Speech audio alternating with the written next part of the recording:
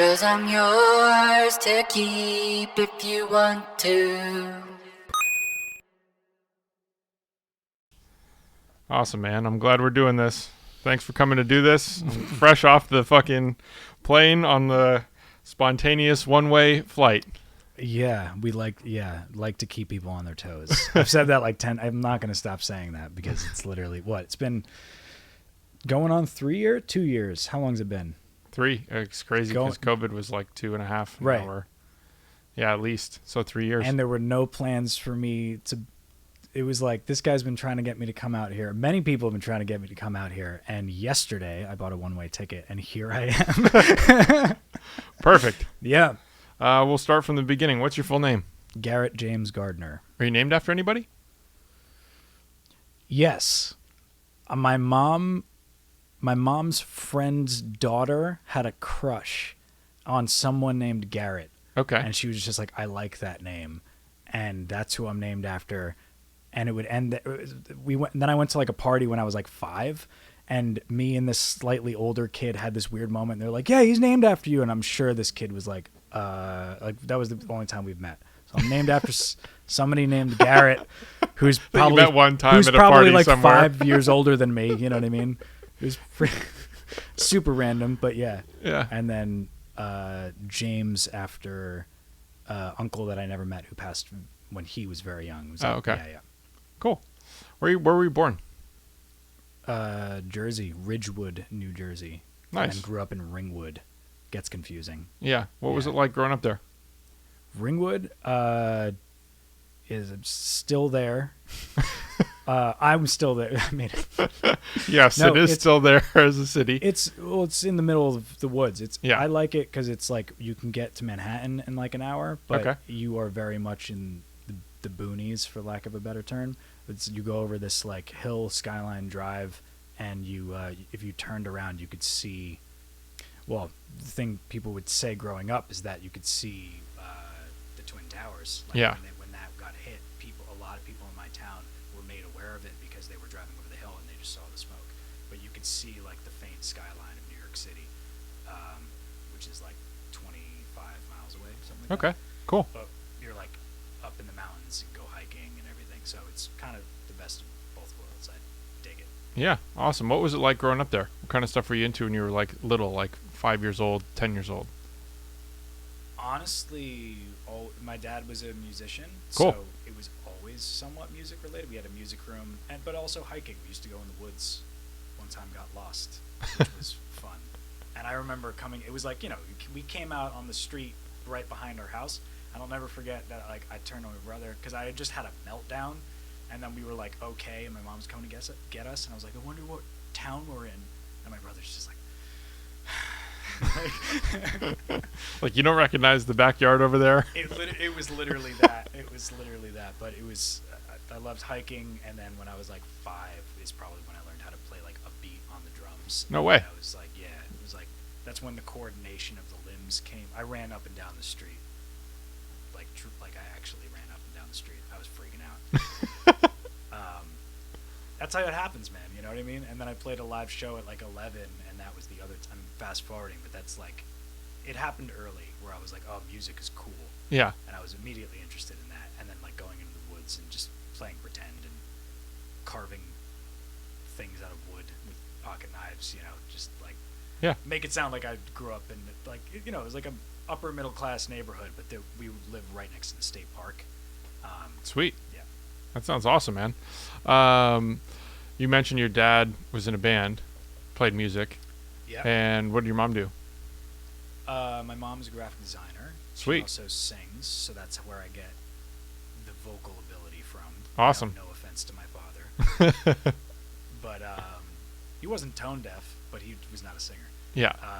But yeah, so it was always like artsy stuff.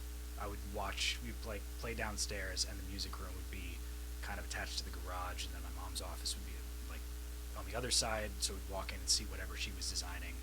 And all the books, where we had some shelves where it was like all the stuff that she had designed. And I remember she would be like, she would use us kind of as a sounding board to be like, here are my 3 options for the designs, like which one do you guys like? And she was just getting an idea, but those would generally be the ones that would get chosen. And she designed for like colleges and schools and stuff. Cool. So yeah, it was cool. I enjoyed that process. Awesome. So super creative, like Yeah. upbringing from both your parents. Do you have more siblings than just the one brother? Just a brother. Cool. Older brother. Are you guys close?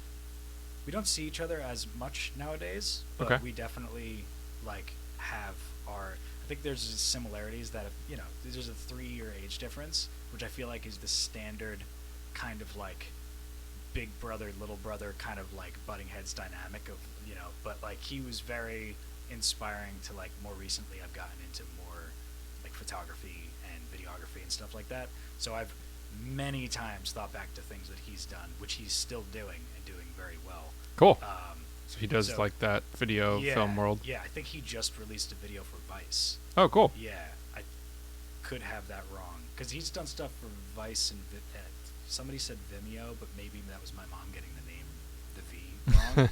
But he worked for BuzzFeed for a while. Yeah, super talented. So we keep in touch. It was actually his birthday the other day. So, Oh, yeah. awesome. Yeah. So what kind of stuff were you into? Like, do you like going to school? Did I like going to school? Yeah. I was like, that's been a while. Yeah. Like, Like elementary school, junior high school years? I mean, not at the time. Yeah. Like that's. I don't know if I would have ever thought I would miss it. Yeah. You know what I mean? But it's like there's definitely got away with a lot. Just in, prioritizing music and not the amount of times teachers who I really liked would be like, hey, maybe you should do some homework every once in a while and not, play Blink-182 on the drums. I went through a lot of music phases, but in retrospect, in retrospect, I enjoyed it. Yeah. I think I had a much better time than a lot of people did, so I can't complain. Sure. Did you end up going to college? No, Okay. it was between going to Berklee School of Music in Boston, which was the only place I applied, or I had a record deal offer at the time, so it was like I think I auditioned twice and they offered a scholarship, partial scholarship, but it's a pricey school, so Yeah. it was still a lot of money. Yeah. Even with like a $10,000 scholarship. Totally. Which on the surface sounded great, but I think it was still like 50 grand or something. Yeah. And the alternative, it was like, I'm trying to get a record deal. I was 16, 17 years old at the Wow. time. I was 16 the first time I auditioned for Berklee, and then 17 when I graduated because I was young for my grade. And it just seemed like a no-brainer. And the joke I made, it's kind of foreshadowing. We may or may not get into later, but it was like, be in debt for school or go to get signed and move to Amsterdam. Yeah. And it was like, it was an obvious choice, and the worst case scenario I thought at the time, again, foreshadowing, was that I was in that contract for like 4 years and I was out of it by the time I was like 21 or 22 Yeah. or something like that. So it was like a once in a lifetime opportunity. So I did that. Sick. So let's rewind a bit then with what was your first job? I think technically, the New York Renaissance Fair. Okay. Yeah. What were you doing for it? Archery. Okay. Yeah. Like teaching or? I think our title was like something we never used was like safety officer. Okay. But yeah, you teach people how to shoot, and then also like making sure everybody, somebody who's drunk doesn't shoot the person next to them. Sure. And then we would go and get the arrows. Okay. And like, so lots of fiberglass in the hands because it was like. Pulling them out of Yeah. targets and stuff? Yeah. Did you actually shoot? Like, are you good with the crossbow or like shooting Not bow and like- arrow? Probably not more than your average person. Plus those things, it's like I was actually really into it when I was younger, and I remember being like, oh, I really want to work at this because my brother did it before me. Yeah. And then once you're doing it, it's like, Oh, I didn't want to do this. well, it's not that. It's just like on your break, you don't want to go and shoot because you've just kind of ended up doing it to show people, and Yeah. you're tired and whatever. Like, you get over it. And Yeah. it was like, so I would shoot sometimes. I was okay, but like also just from wear and tear, like you'd only have like, are they called fletchings? It's been a while. The feathers, whatever. I Mhm. think they're called fletchings. they're not in the best condition, so it's not exactly like the best control for getting accuracy. Sure. But like I could show you how to work there in a few minutes if that's what you're trying to get at. Like I could show you yeah. If that's what the question was, like, oh, you look good at that. It's like, not really. But it was fun. I really enjoyed it. I went back for my birthday with some friends this year for the first time, and I still know a lot of people who work there. Nice. I fucking loved it. It was great. What'd you do after that? I was playing music throughout the whole time, and then then it was The Voice. Like, So just literally music the whole time. Yeah, like music was just. It's never really been a question. Of Yeah. It was kind of just like I was in high school. I think I worked there when I was like, starting when I was 15. I think is when you were allowed to work there. Which I don't know if that's legal. No, I think it was. Whatever the age of it being legal in New Jersey, because I remember I wanted to work there when I was younger and they didn't let me. And yeah, I think it was literally like I got on The Voice and that's why I stopped working there, because it was just like things started to pick up and I was in high school, and then it was also like I was in band also. I was a band kid, and I also had to drop out of band for music reasons, because it was like I was doing my own thing at the time. So walk me through, 5 years old, and you start getting coordination for playing drums. I'm assuming your dad has my brother too, by the way. He picked it up my brother can still play a beat on a kid if he wants to. He was into skateboarding too.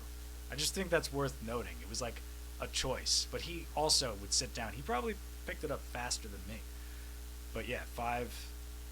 Started playing drums and started just getting into music. And did your dad have like recording equipment and things in the house, or is it just instruments and you guys would just kind of like play and jam on stuff? It was instruments. Because he was the drummer, so he had a sick drum set, which I still have I still have my dad's first drum set, actually. Cool. But yeah, no recording equipment, but a PA, which I still have all of the stuff that he used, all the stuff that I didn't break. But yeah, it was just kind of messing around, and then my parents got divorced. I'm trying to think of there's like time frame of everything. Like I started getting lessons when I was 9 on guitar. Okay. Because I think that was just, everybody wants to play guitar. It was like I wanted to play drums and I was messing around on drums, but I think my brother got lessons before me. It really did start with him, which is like he was learning things because he got to that age first, and then I wanted to copy him, and then I just copied like pretty much everything he did, but he gravitated towards skateboarding because he got really good at that, and I was not into the idea of falling. Yeah. In general. So yeah. And I went towards music, and he went towards that, and then like obviously in the videography and whatnot. And I just kind of couldn't choose what instrument I wanted to play. I became obsessed with the Beatles very early on. Okay. And that covers a few years. Like, that's how the whole thing kind of spiraled out of control. So were you at that point like mainly like starting to learn Beatles songs? And you're playing mostly, I'm assuming, guitar. Are you playing like drums to it also? Are you playing other instruments as well? Yeah, it's weird how my memory just jumps from like those early, being 5 years old, and then jumping to like, because then I had my mom's house and my dad's house, so there was like a music room at each, and that was a different house than the one I had lived in until I was, I don't know, like, it's been a while since I've thought about this stuff. Sure. I don't know, like 10 or whatever, I think is when we moved. And I would learn different Beatles songs. I definitely still have an eMac at home. It's sitting in the dining room, like the old, big, white, chunky. It looks like a 3D triangle. Yeah. Or like a pyramid on its side. You know what I'm talking about? Uh-huh. And I would go into GarageBand, and I didn't read this anywhere or anything. I just I didn't have an interface, or you have the little microphone. And I would just I brought up my piano into my room, like upstairs, and played Hey Jude, and then I would like take that out, and then I would bring the bass drum into my room and create the new track. And I don't think I had headphones, so you'd get the bleed from the speakers. Yeah. And by the time you're done with it, you just had this crazy feedback, like mess. Yeah. But I was playing like I would play the tom and I would do the film. It was like I was doing some really outside of the box shit for like a 12-year-old. Yeah. I did the same thing with like I keep staring at the tape deck, but like my buddy had a boombox and then he had a little tape recorder. And I remember then years later, Dave Grohl did a talk where he explained to people how he would multi-track, and it was with a boombox and a tape recorder, and he'd play one part, then he'd hit play on that and hit record, and then play another part. And I was like, I did that shit too, like, and it sounded terrible, but it's kind of how I got into it. And yeah, I was just like, I wanted to be the Beatles, so I wanted to be John Lennon, and you can't be John Lennon without Ringo, so then I would be Ringo, and then it just, yeah. And apply that to any band, I became obsessed. I did that with Wonderwall. I feel like that's a rite of passage. Yeah. You know, just all the shit. And then just kind of slowly but surely learned how to do it for real, you know? Awesome. So you're basically just like learning to play all these different songs. And at what age do you start looking at like performing for strangers? So I would probably, like, I can't remember, is like when the first time was, if I, like, would sit in, I'm sure my dad let me, there was a thing called Beatle Fest when I was 11, but I'm sure I may or may not have, like, my parents were in my dad gigged professionally, and then my mom and dad were in a band with some friends, like, more for fun, and I'm sure at those gigs they let me, like, sing a song or something like that. In fact, I'm remembering it now. We do like open mics and that kind of thing. But what really did it was Beatle Fest when I was 11, and we played for like, I don't know, anywhere between like 500, and it could have been, it was like a grand ballroom at a hotel. So it was a big room, and I could find the video. There's a lot of people, and that made it like, it was like, oh, this was fun, because it was like a battle of the bands for Beatles songs. And then the next year when I was 12, I think, we won that year. Nice. We got like a huge standing ovation, and it was just that is like a pivotal moment where I was like, oh, this is cool, you know, because it was walking around that the entire festival, it was like culminated in that Sunday. So then it was like you felt like you were famous, because I was like, people were like, oh, good job. Yeah. Looking back on it, of course, it's like that was probably magnified by the fact that I was 12 playing course. Beatles songs. Yeah. So they were like, you know, if I saw a young kid, and I've gone back and seen like a kid that was my age playing, you know, I saw her standing there on the bass and singing at the same time, and people just lose their minds because of the enthusiasm of these kids that are just like shredding. Yeah.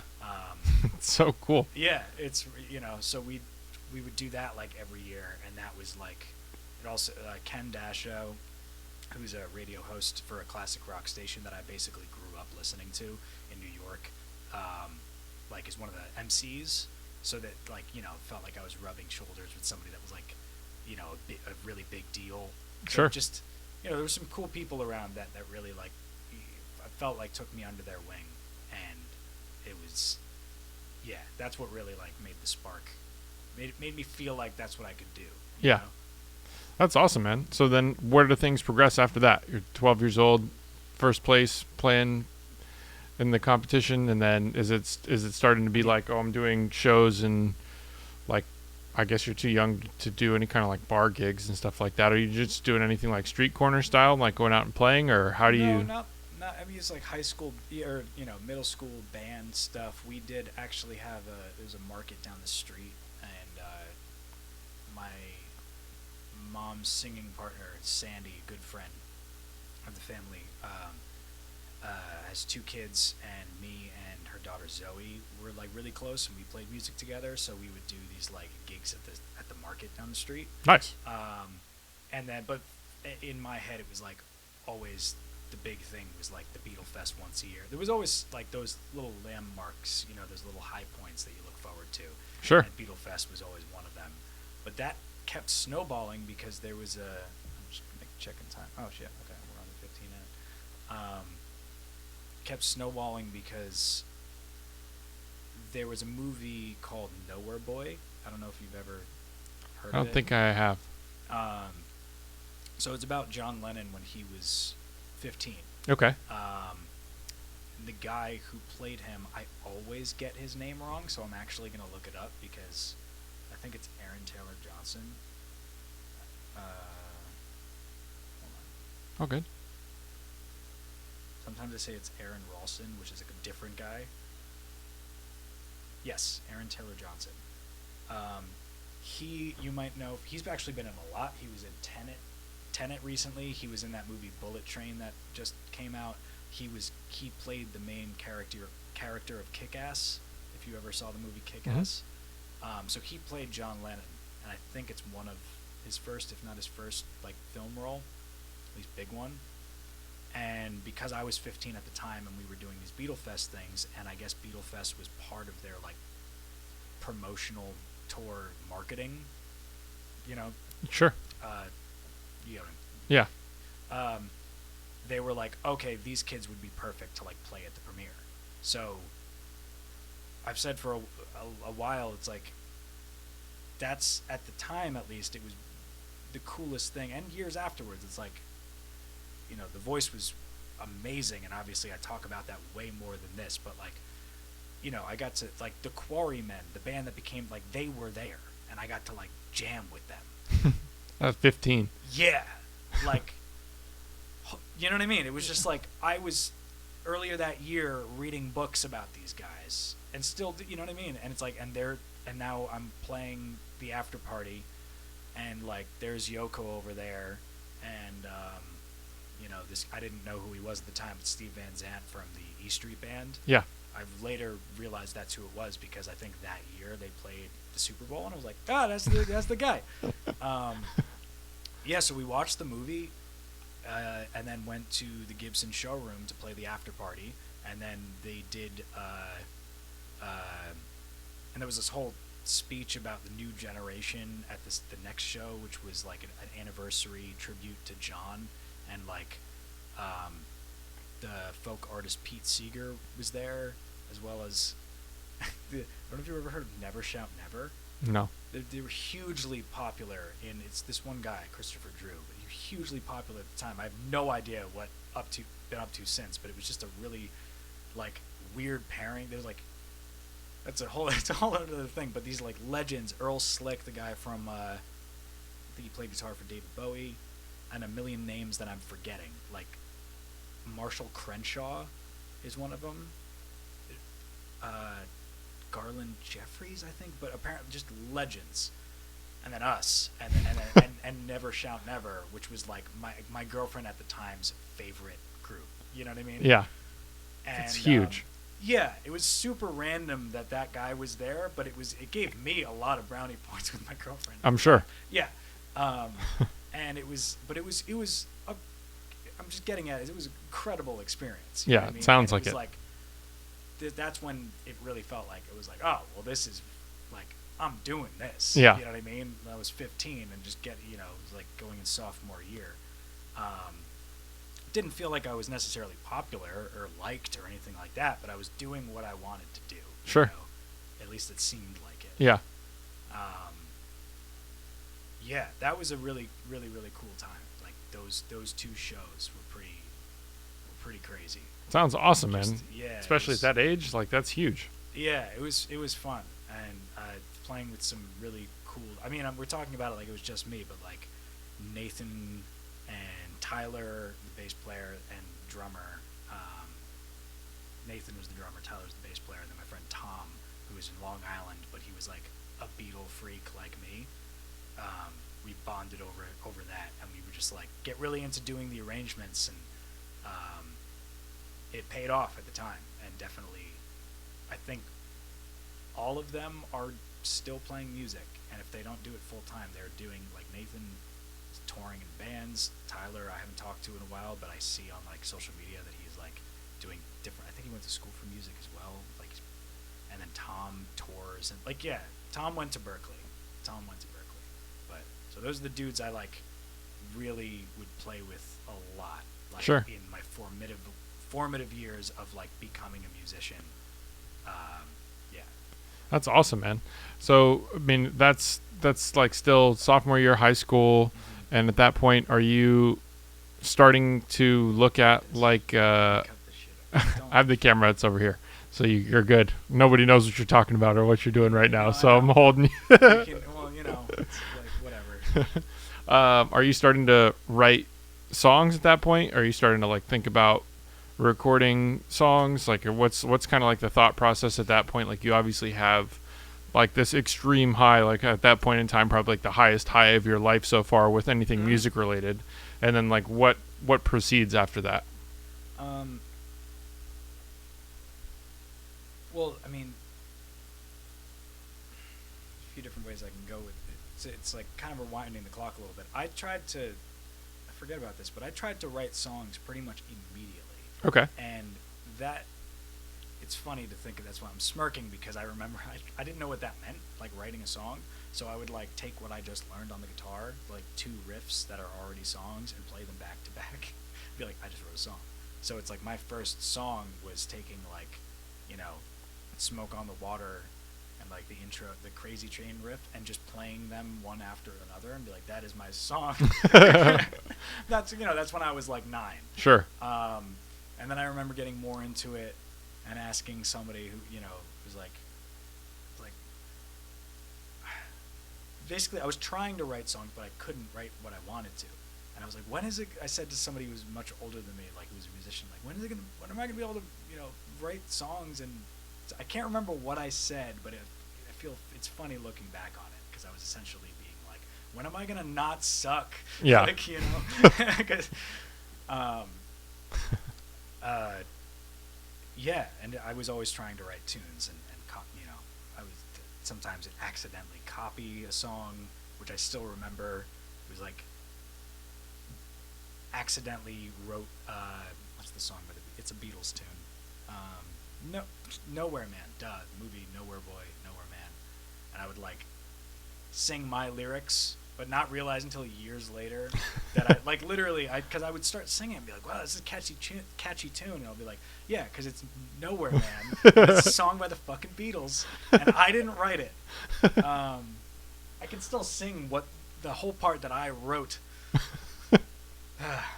But that's how you do it, you know what I mean? You try shit, and it just kind of develops from there. And GarageBand was, I never remember not being a thing. Yeah. I feel like I grew up with that technology rolling out, so it's like, you know, we would get a Mac, and then we'd go to the Mac store, and they had like a class on GarageBand and stuff, and Yeah. mess around with that, and, you know, write a ton of things that even at the time I didn't like.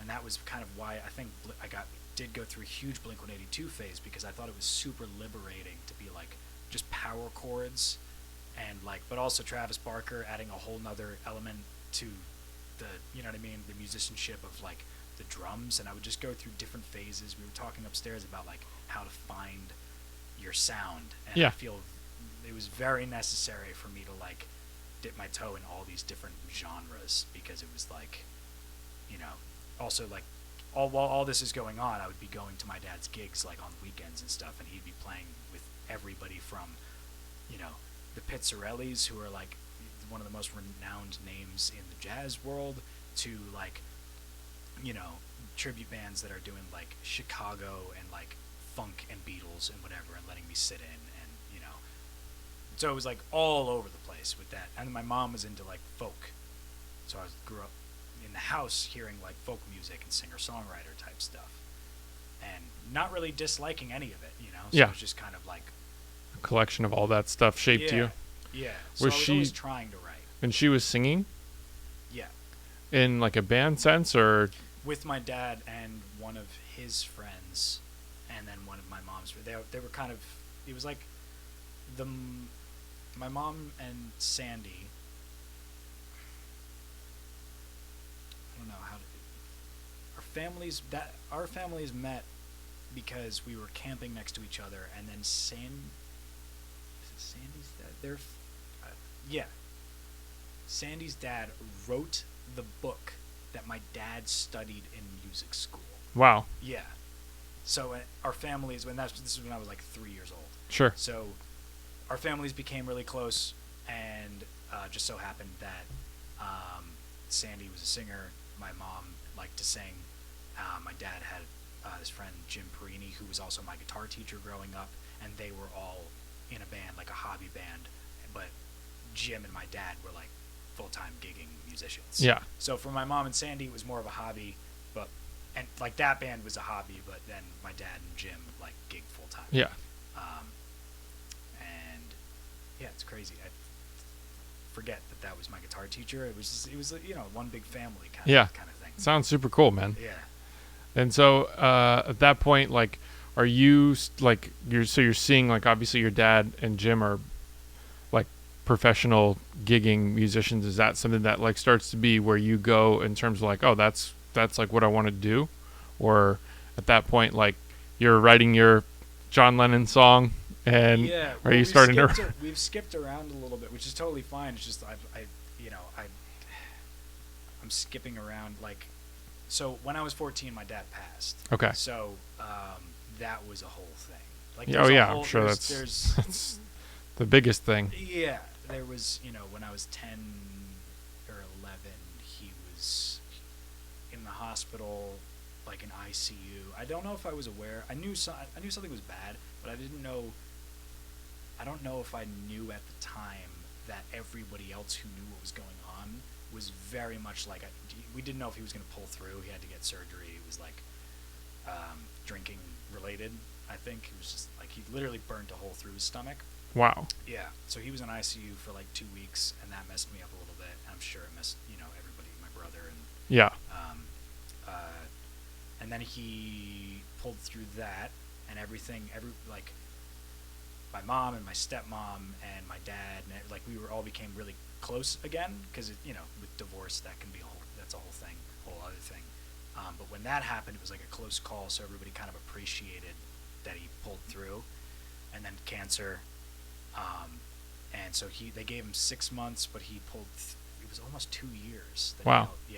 And when it was diagnosed, it was already in his brain, so it was like, he was going through it. Yeah.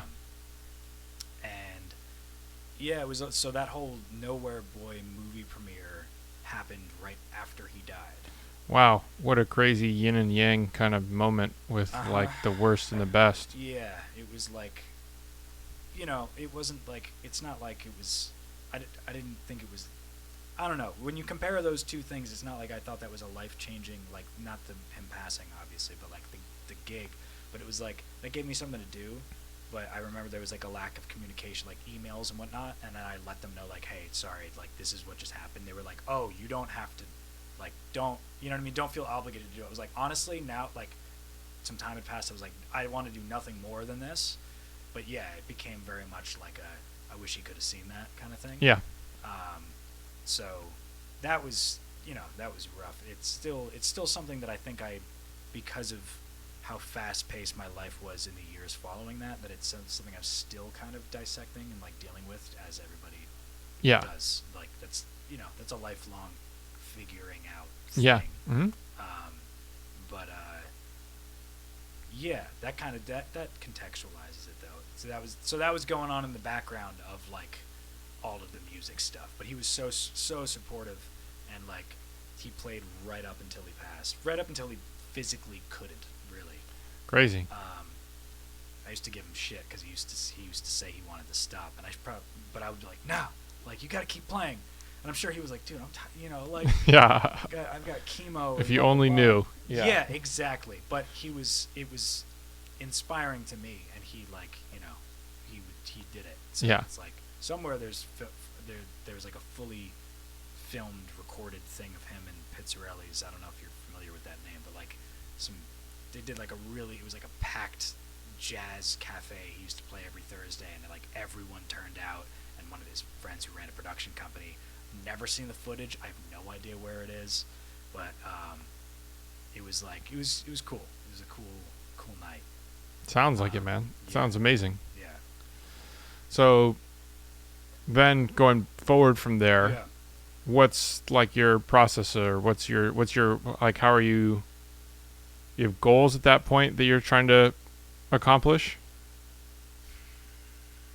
I mean, I was just in high school doing that. Yeah. And like it seemed like that was my path. I was never really like an academic, so to speak.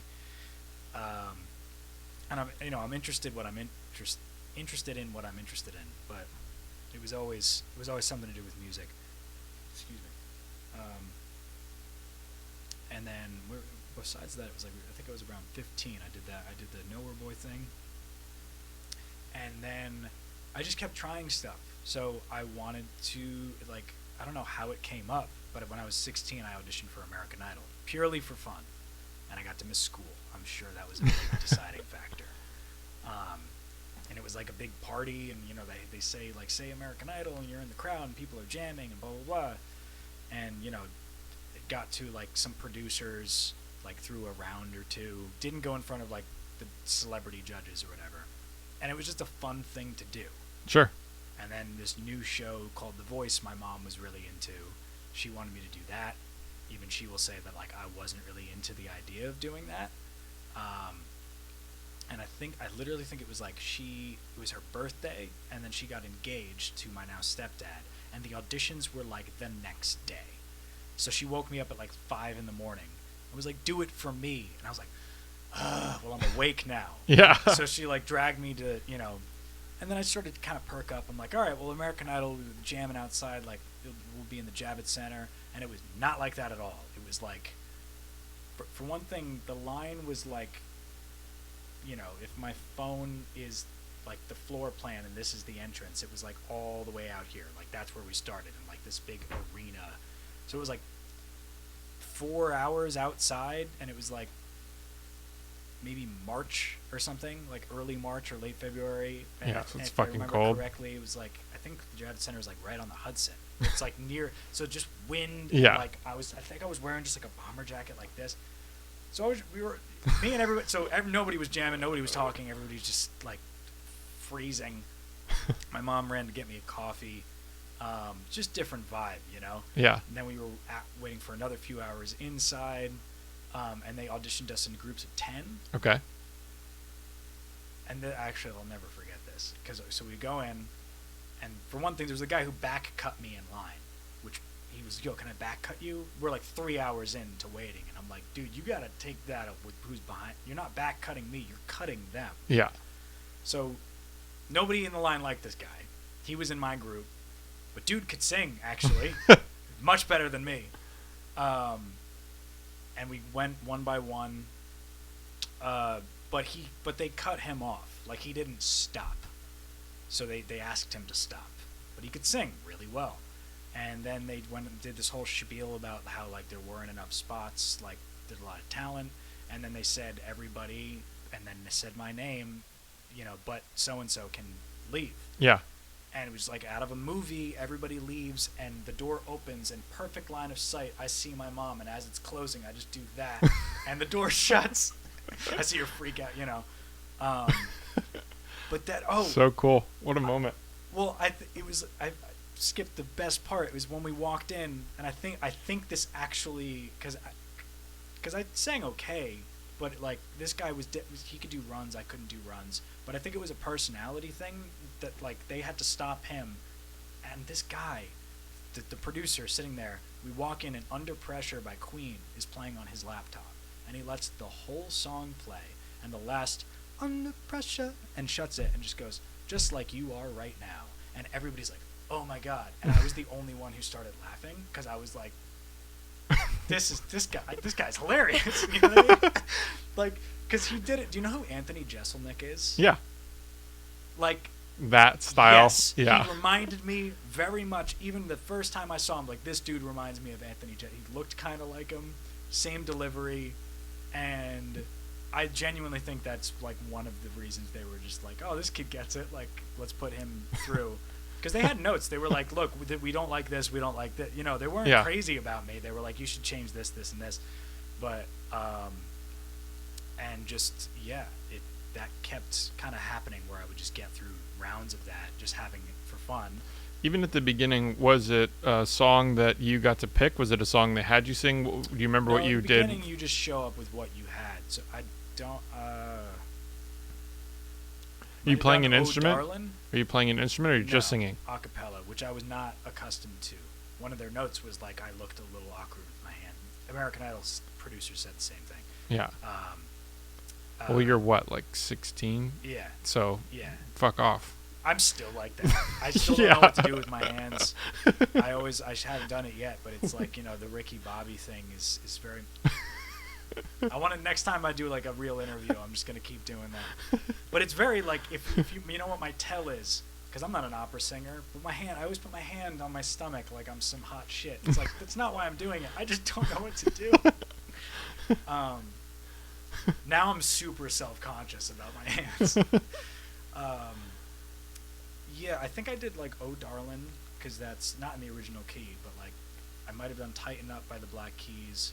I know I did at some point because then they do a callback, and it was the same kind of like, yeah, I think they just like, I vibed with some of the people there because I don't remember what her first name was. It might have been like Holly, but we had the same last name. I think it was Holly Gardner. If I got that right, shout out, because Oh, fucker. Sorry.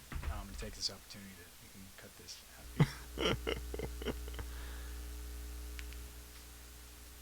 Look, I used to smoke cigarettes, and I much prefer vaping, but for some reason, this shit just doesn't look cool. Why? Like, I don't know. You just can't look cool. I laugh every time it's a joke in a movie where like the dude you're supposed to hate like it hits a jewel. I'm like, look, I hit it too, but I agree.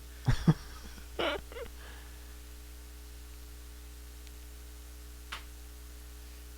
were we talking about? The songs you were playing Oh, throughout the auditions. she was wearing a Black Keys And shirt. We had the same last name. She Holly, was wearing yeah. a Black Keys shirt, and I sang "Tighten Up" by the Black Keys. And she was like, "I'm not putting you through because we have the same last name. I'm not putting you through because you sang the Black Keys. I'm putting you through because I liked you." And I was like, "Dope," but those definitely helped. You know what I mean? Yeah. It was, yeah. So then they did the executive auditions. That's when things started to get a little tailored to,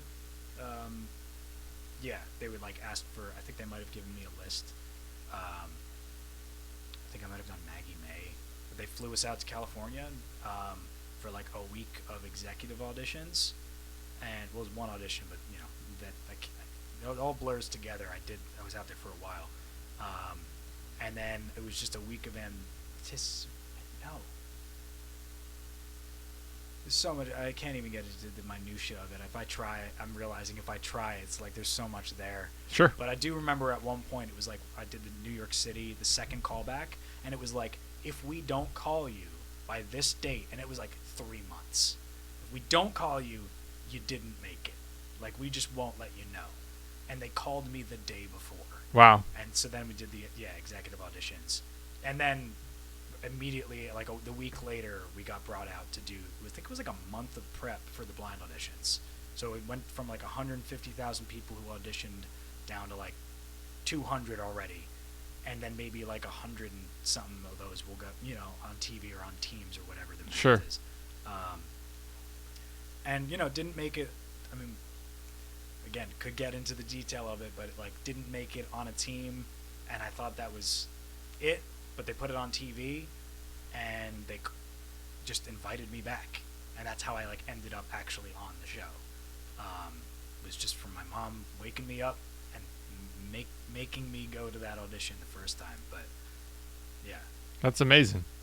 That's such a cool experience, man. So you go, when you say like they called you back, was that for another season, and you go through Yeah. the cycle again? yeah, Okay. yeah. And so at that point, like, are you kind of skipping some of the steps, like you're a little bit advanced because they already know they like you? Yeah. Okay. And it was like, it's funny too because I was on my way to go to an American Idol concert from the people I had made friends with from the season that I auditioned for that I didn't get on. The top 10 happened to stay at the same hotel, and I became friends with some of them at the time. So I was on my way to see them on tour, and I got a phone call from The Voice inviting me back, and I was like, "Yeah, I'll let you know." But yeah, they were like, well, so I think I did the executive audition again, Okay. and it didn't go well. Okay. I did "Everybody Talks" by Neon Trees. I don't know if you know. It was really big at the time. Okay. And I sang it, and it was like, they might have clapped, but they were like, "How do you feel about that?" And I was like, I could tell by the way they asked me that they knew I was like, not good. They were like, "What would you want to do?" And eventually I came up with Seven Nation Army, but more of a kind of a reggae ska version. Interesting. Yeah. And then I still have the probably on the GarageBand file where I came up with it. I found out years later that somebody else had also done that. So I'm pretty sure what happened was I went into the band, said this is the version I want to do, and they probably turned to each other. It was like, yo, he's doing the blah blah blah. You know what I mean? So I thought I came up like completely inspired it, but it was like parallel thinking. And then I'm pretty sure the band did. I'm sure you could find it if you looked up, ska reggae versions of it. Interesting. But that band I was texting the drummer actually yesterday. Nate, he's the man. Super, super nice. And that ended up going well in long term, but I actually had bronchitis. If you ever want to see me more sick than I've ever been in my life, watch my blind audition for season 4. All of the color in my face is makeup. It's all I lost my voice for 3 days after that. Wow. And you'll notice the rasp is at 150% because I couldn't turn it off. Sure. It was just all gargling. But and then Shakira, I think I was looking up. It was the last note of the song, if I remember correctly. I thought it was just that was it, and then I looked down and she had turned around the last second. Because go figure, Shakira is a huge fan of rock. Huh. I didn't know that. Interesting. Yeah. So then what's that process like going forward from there? I mean, that's got to be another extreme high moment, just feeling like, oh shit, I'm through. Yeah. I think I actually said in the car, I was like, I feel like I'm high right now because I was probably loopy on Mucinex. But yeah, that was insane. It was a crazy high, but there's actually an interview with Jennifer Lawrence, bear with me. So random. When she got her Oscar, she talks about getting her Oscar and how she just cried and got super emotional afterwards. And I remember watching that and going that's kind of what I did after I was at a huge high. Yeah. And then I was sick, and it's just regular life things. I was sick. My mom was probably just they didn't get our luggage. We moved hotels because it was that was the protocol. If you get on a team, you go, which is a little hardcore. It's we're separating you now. Yeah. We went to a different hotel. Our luggage didn't get there, so I didn't have any cold medicine. I didn't have any comfortable clothes. I'm in tailored. You know what I mean? It was just I was uncomfortable. I just wanted food and to go to sleep. Yeah. And I couldn't do those things comfortably. And so I was just a wreck, afterwards, really. Because it was that was my first foreshadowing moment of that's not everything. Life doesn't come down to just all of those things. And we've had a lot of conversations about that. And it was pretty immediate having that experience. But don't get me wrong. It's I got over that shit real quick. Yeah. Next day I'm looking around, I feel so much better now. Yeah. So at that point, are they presenting you contracts, or you get contracts way earlier? What's that? We've already gone through all of that. There probably was more contract signing. Yeah. There might have been, or maybe not. I think we got all of that out of the way. There was meetings. That's what the build up to the blind auditions are. Okay. They're almost giving you the opportunity to leave if you want to. Sure. And you pick the different firms that are going to represent the different groups of people. Just because there's so many people, so half of them will be taken care of by one firm, and you vote on which firm. Yeah. So interesting. All of that's already been taken care of. Okay. And Did you feel at such a young age you were advised well and understood what it was that you were getting into? I've heard those contracts are fucking insane. They are insane, but it's I had nothing but good experiences. Great. At least the bad experiences that I had over there were because of me. It wasn't because of, you know what I mean? It Yeah. wasn't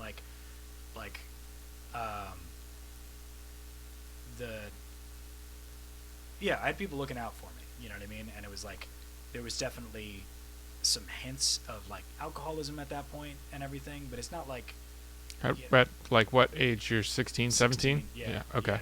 Yeah. Just in the attitude I had towards it. I don't mean I was necessarily addicted.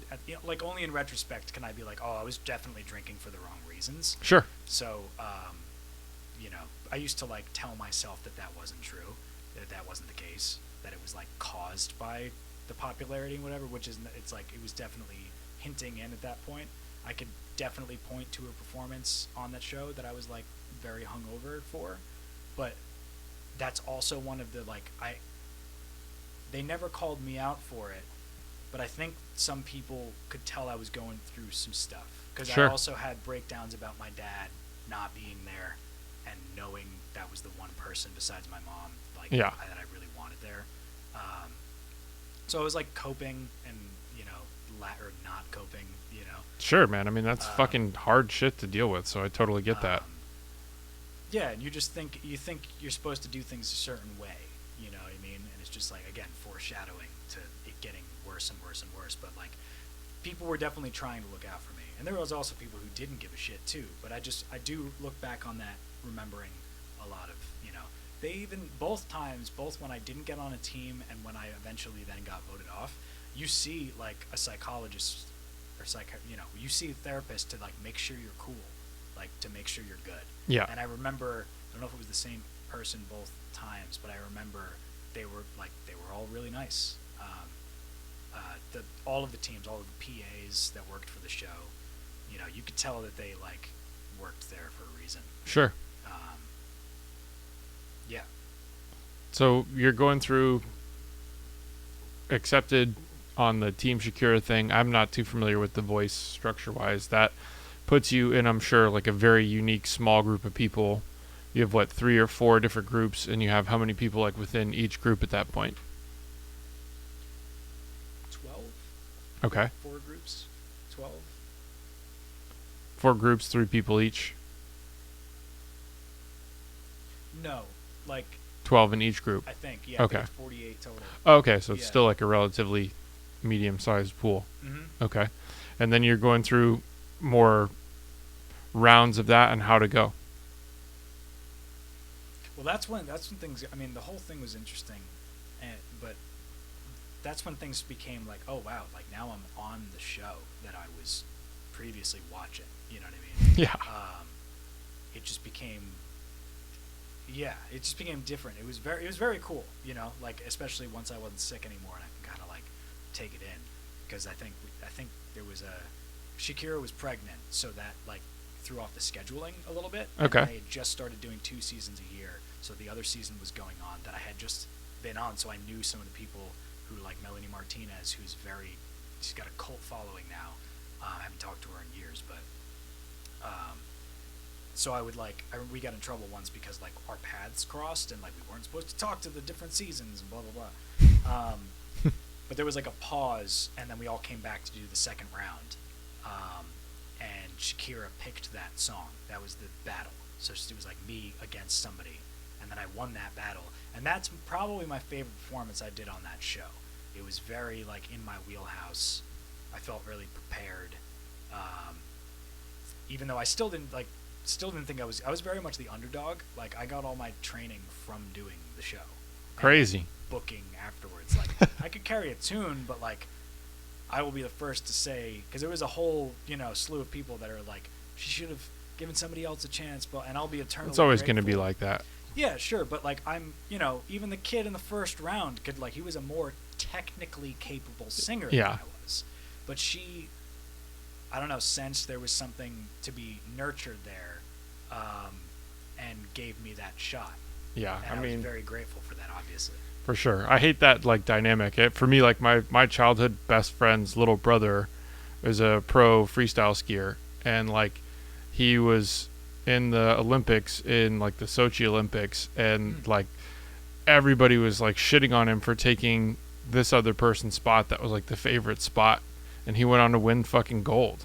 And I'm just like, I hate that way people behave towards somebody in that position, because clearly, obviously, there's something unique about you. I mean, obviously, I recognize that as soon as I heard you first sing, but even in that era of time, like there's a reason why you went through, Yeah, I mean, I appreciate that. I take that as a big compliment. But it, like, yeah, there are times, like, if I really think about it, I'm like, I don't know why. And I'm not saying that to be like modest or anything. Like, I'm very self-critical, and also just like, yeah, no, like I don't know what she saw in that first performance. She did say she remembered me from the previous season, but that was an even worse performance. I don't know. She likes rock. She maybe could tell that I was a younger person that sounded older. Yeah. Whatever it was, there was just like, it was cool, man. Sometimes I don't even know what to talk. Like, did you know I performed with Rod Stewart? No. Yeah, because I forget about it because that happened so. And by I sang with Rod Stewart, I mean I sang "Forever Young." Those two words, it was like the hook, and then it got to me, and I'm forever young. That was my performance with Rod Stewart, but I did it. And Still there's a awesome. video of it. Yeah. And I was So cool. hugely influenced by just the song Maggie May. I won't claim to know a whole lot about Rod Stewart's catalog, but Yeah. that's kind of how it, like, all of, or the Black Keys. Actually, the Black Keys, I used to listen to a lot of the Black Keys. But I'd just pick. I'll be like, I love this song by this person. I love this song by Bob Seger.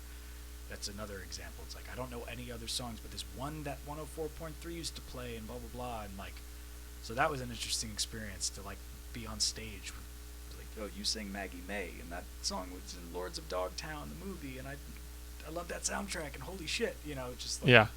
Things were just connecting. But it was happening so fast Sure. that it was kind of hard to appreciate. I appreciated it, but yeah, it's wild. Yeah. So how does that all conclude? We haven't even gotten to the good shit. It kind of never did. That's what it's like. I ended up working for the company that created the voice for a year or two after that. I don't know how the math quite works out, but So you were in season. that's There where was that season. record label comes in. Season 5 was the one that you were just talking about. The one that you were in. 4. Oh, Season you just 4. mean, like, how did I do that? How did that? And then how did that Sorry, transition after I'm that? being metaphorical. So you never left the show. I'm still. It's like the fucking Shining.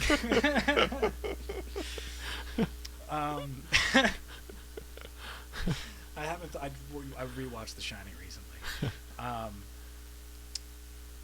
Yeah. So it was. I remember getting an email from Shakira. Mic drop. I have a screenshot of it somewhere. They set up emails from. I don't still have it. Fuck off. But I got an email that was like. So when you get to the live shows, they prepare ahead of time. All these other things, I don't know, you probably noticed. They'll be like, yeah, for a week, and then there's a month gap, and there was like a lot of prep, and it really is like once it's to the live shows, it's like they'll be like, how was it? They'll plan just in case you make it through the next round for everybody. So they'll do another rehearsal, and like if you get like they'll film a rehearsal so that they have it. And you'll get another one for the next week, but now they've already got shots Sure. for that song that's been pre-chosen. So I got an email saying, like, how do you feel about Imagine by John Lennon and I Want It That Way by the Backstreet Boys? In the same email. And I was like, I might have even, like, messaged back, like, I love, I don't know if you know this, but I love the Beatles. Ha ha ha! Very funny on the Backstreet Boys one because she had a sense of humor and like. But I thought she was kidding, but she wasn't. But it's Shakira, and also one of the reasons I wanted to audition in the first place was because this guy Tony Luca on season 2 did a version of Britney Spears' "Hit Me Baby One More Time" that like I didn't know it was the song until it hit the chorus because he did this completely different version of it. And I was like, oh, she wants to do something like that, which she did. And we gave it a shot, and it just didn't quite work. It wasn't different enough.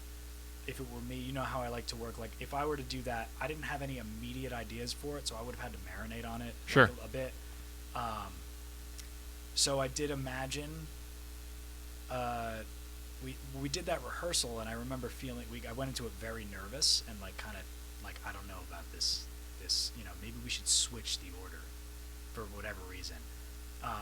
And they had, to her credit, and she stopped, like, production shut down, and they had a meeting just because I suggested that, and Shakira was like, maybe. And then they went and talked, and they were like, we think you should keep it how it is, but like we'll change it if you want to. And I was like, again, Shakira, like, you're in the, if you read like what she's done, like she's super been working for her entire life, like doing.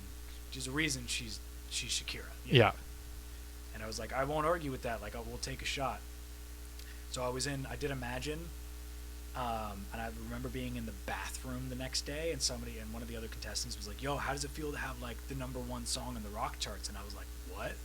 I had no idea that was like a thing, but like the recording of it was like #1 on iTunes. No way. On the not overall, but on the rock charts, Yeah. it was #1. Dude, that's amazing. I was pretty over the moon about it. Especially, she didn't know I was such a Beatles. That was her idea. It endeared me to her even more. You know what I mean? It was just like, it was cool. Yeah. She had a cool taste in music. And so yeah, I was in the bottom 2 though still, because like I said, there were much more capable singers than me on the team, but for some reason she picked me. Excuse me. Because if you don't know how it works, it's like they go into the bottom 2, and then it's like that's where voting starts, right? So I was in the bottom 2 for voting on the team, and then she could pick to save one of us. Okay. So she picked me to save. And the next week was I Want It That Way by the Backstreet Boys, and I remember I played it, and I got off stage, and I wasn't throwing a fit or anything, but somebody was like, how do you think you did? I was like, I'm going home tomorrow. Like, I just knew, because I had just seen everybody else perform. I was like, those guys were so objectively better than me that like, I'm going home. I know it. I wasn't mad about it. I just knew. And that's kind of how that ended. And again, to her credit, she came up to me off camera, no mics, no cameras or anything. It was just like, and like, like she apologized, but more in like a, hey, sorry it didn't work out. She wasn't like, oh, my bad. But she was like, we gave it a shot. It didn't work.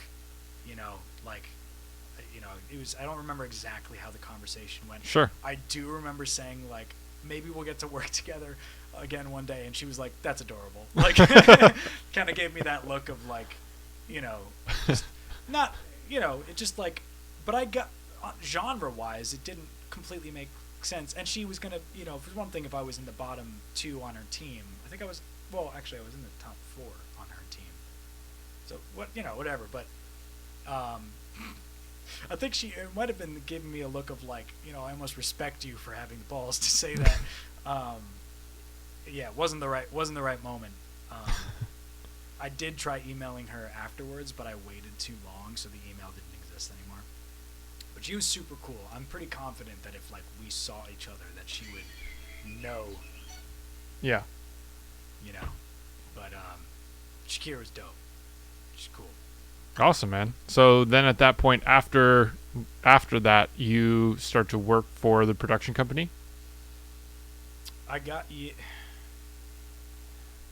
Do we want to get into it? Because it's like it's a whole nother thing. What do you got on time? We'll just see until see until these guys show up. Then I guess we can figure out if we can pause it, and I'll get them set up, and we can keep talking. Or if it's too loud, we'll just come back. Oh right, because you're not engineering. No. Well, sorry. I was just on a really long flight. I'm actually proud of myself for not having this in my hand the entire fucking.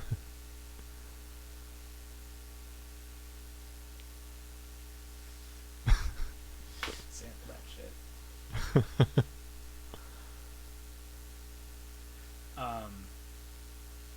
Yeah, I got a phone call. It's always funny how this shit happens. I was back in back in Jersey having band practice with my band that I was in at the time, and it was like I think I made a joke at some point. It was like, worst case scenario, somebody wants to sign me but not the band. But everybody was going to college, like everybody else was doing. It's a pretty standard thing. It's like we're all in our senior year, so we knew it's like we were just kind of having fun at the time. And literally during the band practice, I got a phone call, and it was like some Dutch dude saying like, hey, I work for the company that created The Voice. And it was like, okay. Kind of, he was like, no, my name is so-and-so, like, you're going to be called back for the finale. Like, the show was still going on. It was like the week I got voted off. They're like, you're going to get called back to perform on the finale. When you do, go to the executive and mention my name. And so when that happened, which was already assigned, because I didn't know that was going to happen, he told me, and then I got called back to sing on the finale as the top 16. I mentioned his name, then basically I found out like, oh yeah, he's above like everyone here. Yeah. And I was like, oh okay, because I didn't know that the voice was created in Holland. Not a lot of people do. Yeah, I had no idea. Yeah, it's a Dutch. It's licensed out to all of the other. Gotcha. Yeah, so like Mark Burnett, who I believe did Survivor, like is at the helm of all of that. But then like John De Mol is the guy who created the format. So then after that, I met with someone in New York who was, I believe, will.i.am's business partner. It's a little confusing because I think that's what is involved, because will.i.am was supposed to produce the first record. So he was going to be like the point of contact for the guys in Holland that were putting this whole thing together. Met with him. He kind of explained to me what the concept was, and it was basically, this is what I like don't know if I'm allowed to. I'm not 100% sure. At some point, I will go back into contracts and like, I'm like pausing because I'm like I don't even know if I can say that.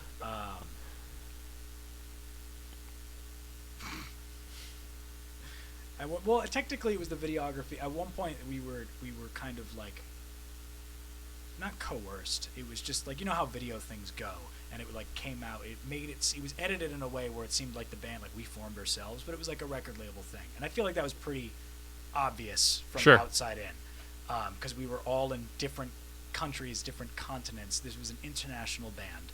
I was supposed to represent the entire U.S. I'm doing a really shitty job of describing this.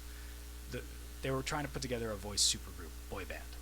Like, that was Yeah. the goal. So the X Factor formed One Direction. Oh, wow. Okay, I didn't know that. I mean, my history with like the reality TV shows is absolutely terrible. A lot of people don't know that, but also I think people who watch the X Factor, like at that time, they knew that because I think they literally did it as a test on the show. Again, shows Sure. that I don't watch it either, but yeah. So like, American Idol had like Carrie Underwood and right? Yeah. Okay, yeah, like huge superstars.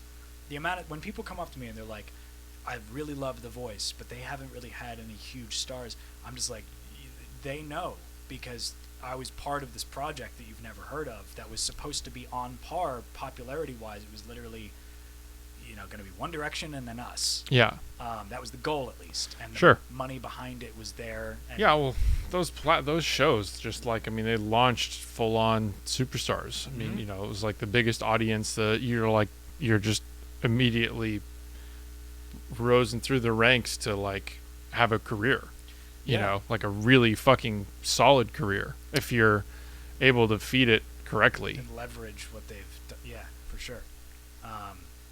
So I mean, on paper, it's a really interesting concept. It's like take people from not only from The Voice, but The Voice in different countries, different territories, different continents. So it was the USA, the UK, France, Germany, and South Korea, and we had never met before. And like I was like, nice to meet you. We're now roommates and we're in a band together. That's Wow.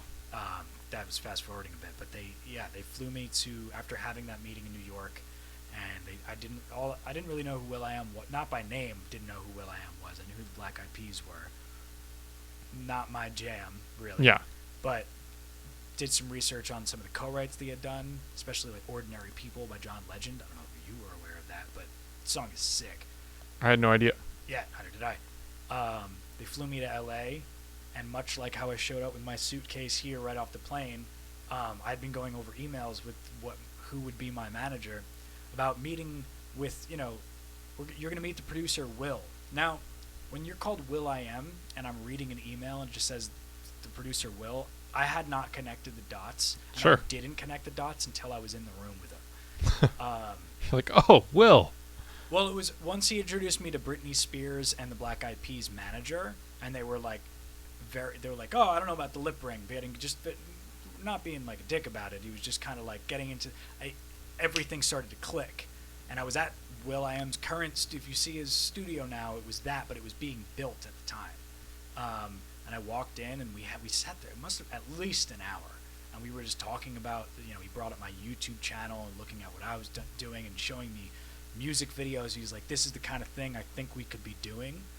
And we kind of just hung like we do, you know what I mean? Like we did, and any other. He was super chill, seemed very down to earth, at least in the context of what we were talking about. Sure. And that's what convinced me really to do it. And that didn't end up panning out, but it was like I don't know the details of it, but I think it was a behind the scenes, like, always get it in writing, sure, but it was just like one of those things where like it was being funded by I'm being careful here, but it was like whatever he was affiliated with. I'm don't take this verbatim because I don't know for sure, but I think it was something like they weren't affiliated anymore, therefore they didn't want to be affiliated with us, this label, because he was then not going to be involved. You know what I mean? It was just one of those music industry politics that didn't end up panning out. Sure. But I sat with him for a while. It wasn't just hot air. Like, I know he knew about the project and was like all gung-ho to do it. But then I also knew that he was producing a record with somebody else that the team was working with, and that's when we kind of figured out, like, oh, I guess he's not working with us, he's working with her. Yeah. Yeah, but that's how I became aware of the whole project in that very convoluted story that I just started. So at that point, like, you're still in New York, or you're actually going to Holland? It was like 6 months of negotiations. Okay. So there was a minute before we actually ended up going out there. Yeah, and it was a while before we like kind of pieced together that we weren't sure, because we kind of had to start from ground zero again because of that whole thing. Sure. It's there's a million stories. If you phrase it vaguely, it's like there's a lot of stories about experiments, projects by that labels put a ton of money behind, but I feel like that's increasingly like rare, even at the time. That's like, I reference Motown just because it's like, for I would tell people it was like a 360 deal, but it even wasn't as bad. Like, I think there was something in there about like retaining the option to something that we wrote, and like there was definitely stuff in there that like a lot of other bands are way worse off. Yeah. And I'll be very grateful. Like, I learned a lot, if nothing else, man. I learned so much from that experience, and about myself. That's like really, like, besides just the music industry part of it, that's when I really, because I was 17 when The Voice stopped, and I was 18 when I moved to Amsterdam.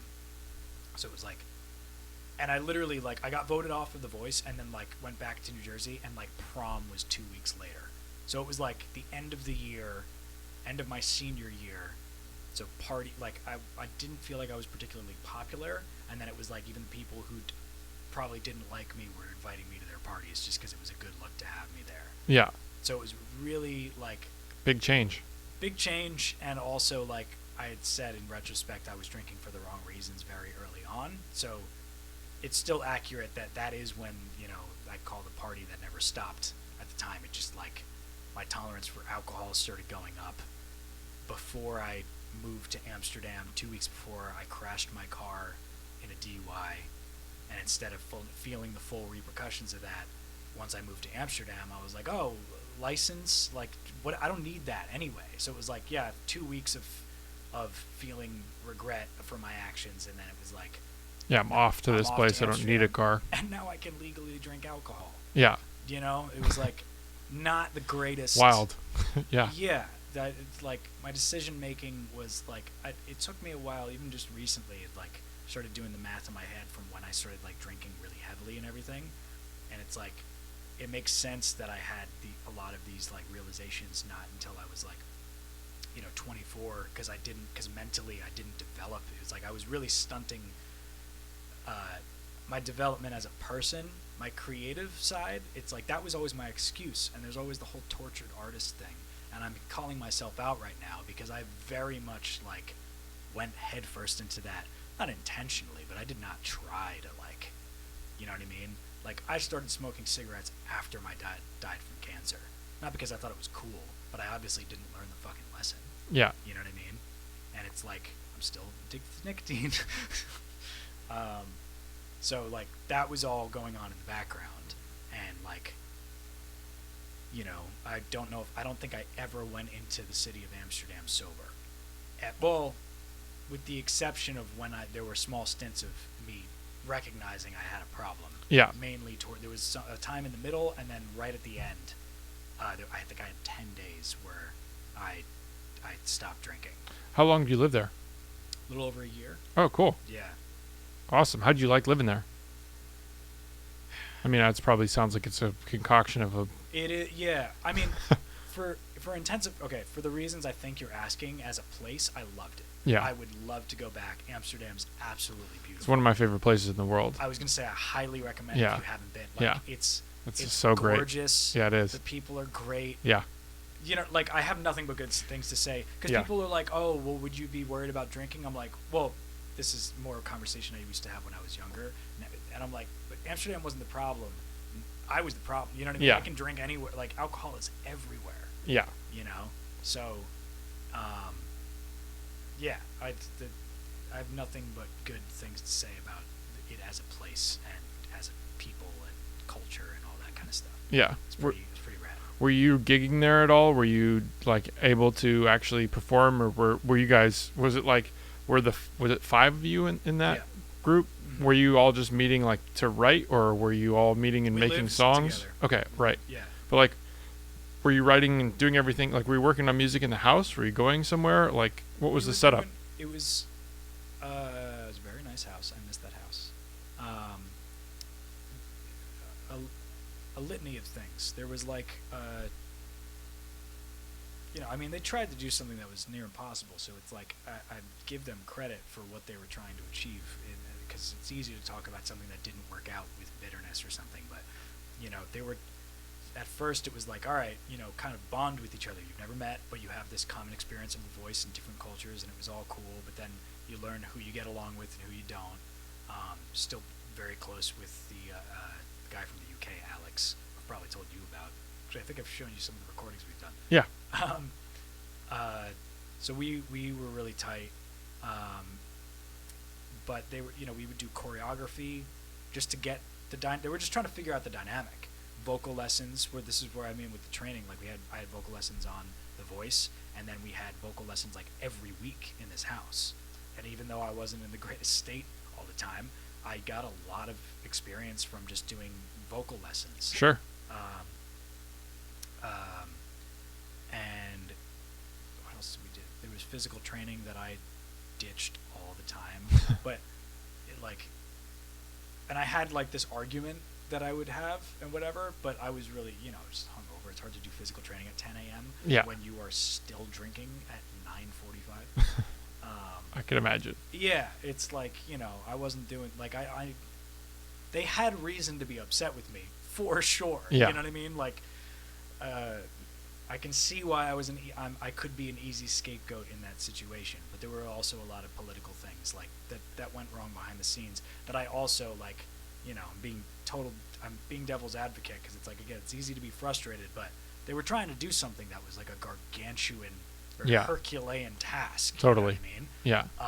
It's got to be airtight when you're doing that. Yeah, and I commend them for trying. Like, seriously, they were really trying to pull off something that was crazy. That I really think that I'd love to see even the team, because I was in a bad state, man. I was not in a good place in my life, and so I was you know, headbutting. I'd be like, we should be writing, not, you know, going to choreography. And they, to their credit, be like, we're not stopping you from writing on your free time. And Yeah. I'd be like, nah, you know what I mean? So it's like, I could have done more too, you know. But, yeah, I imagine money started running out, and, you know, just like things kind of started to fall apart without even being specific. It's just like, it didn't quite pan out the way, even the first step of making the first record with Will, like that, you know, and it kind of like, there was so much money being involved that, like, you know, just one day of trying to make a plan, Yeah. you know how it is, gets expensive. It gets expensive. Yeah. So didn't end up working. And again, that's why I say, like, I'm trying to credit where credit is due. There are bands that would then have to pay the label back for all of the money that they put into it. Yeah. And they didn't ask us to do that. So Yeah. it's like, Yeah. you know what I mean? Like, they could have done, could have been in a lot worse situations. Sure. And, you know, I can complain about wishing I had more guidance and blah, blah, blah. But it's like, you know, I was a legal adult, and I, like, the ball was dropped on both sides. But this is why I say it was like, it was, you know. Let me answer this real quick. I think these are the guys that are coming. No. Hey, what's up, sir?